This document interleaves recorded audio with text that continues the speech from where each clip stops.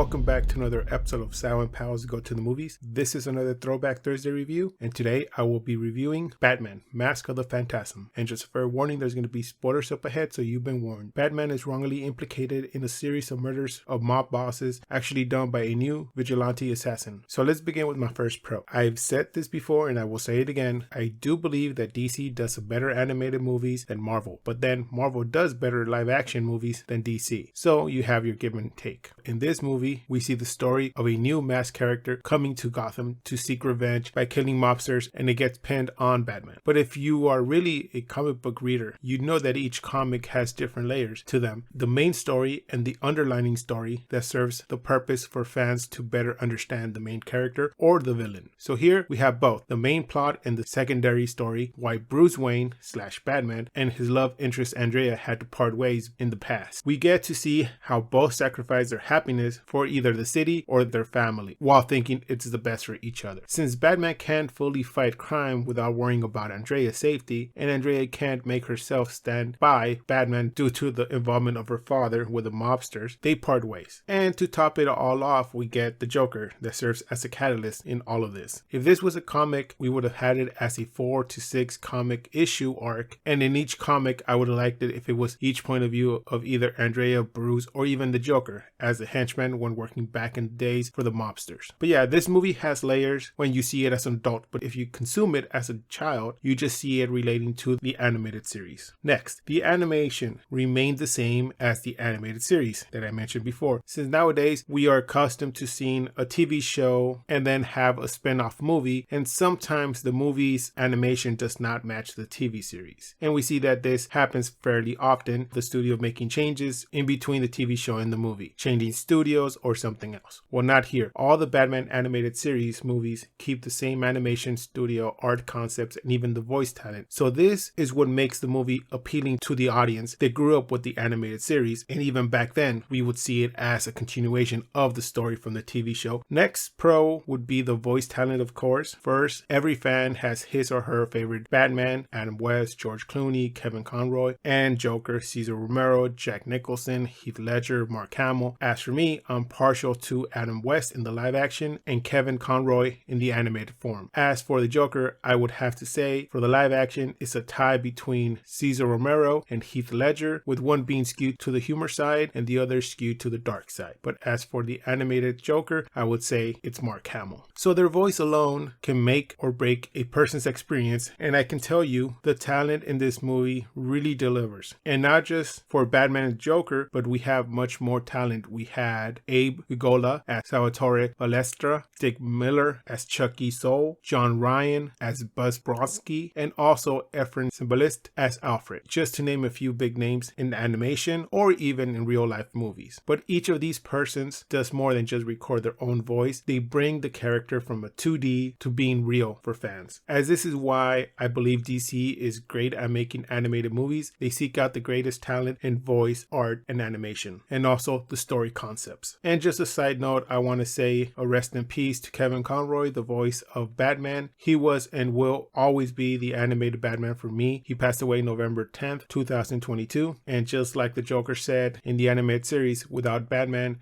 / Kevin Conroy, crime has no punchline. So with that, I'm going to move on to my cons. The animation, for those who watch the newer DC movies, will find the art style a bit different, but there are some parts that seem like they were made in a different studio or in a different group. Some are grainy. There's some skips here and there. I would expect that from a TV show, but when it's a movie, I expect a higher standard. And it shows even more now that we have HD, bigger screen TVs and stuff like that. These small flaws really stand out. And when you compare it to newer DC animated movies, it does really stand out, and you can see the big difference. Next point was that in this version or timeline, we see the Joker origin being of the henchman for the mobsters, but in the comic books, there are a few different versions of his origin, and some even claim that his origins are still unknown. As for me, I would have liked it if they went with a different story where the Joker may have already been established as a villain, and thus the mobsters in the present time would seek him out to take out a person or a gang or somebody influential, sort of like a gun for hire, versus that he was already working for them before Batman actually became Batman or appeared on the scene. Because for me, I can never see the Joker without the makeup. That's where I draw the line. When you kind of claim that this was the Joker before before he'd put on the makeup, you're actually writing it in stone somewhat. So for some people who see this movie, they will say, hey, yeah, the Joker was the henchman for these people before he became the Joker by himself. So my grade for this movie is going to be a 7.5 out of 10. A nice movie that explains how Bruce became Batman and why he seems he will never find happiness. Also, for fans of the 90s animated TV show, this is a real treat, especially if you're a fan of Kevin Conroy and Mark Hamill. This is a great movie to watch or add to your collection. And yes, it's from 1993, but still holds up quite a bit, but there is some parts that didn't age well. So that does it for this review of Batman the Mask of the Phantasm. Please join us next time where we're going to review Die Hard.